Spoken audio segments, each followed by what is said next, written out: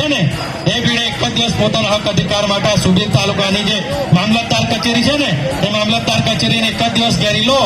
તો મામલતદાર હું જે જિલ્લામાં કલેક્ટર બેઠેલો છે ને એ આદિવાસીની તાકાત ખબર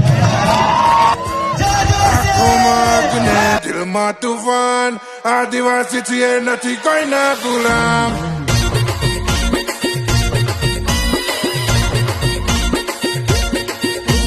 આંખોમાં અગ્ને દિલમાં તુફાન આદિવાસી છીએ નથી કોઈના ગુલામ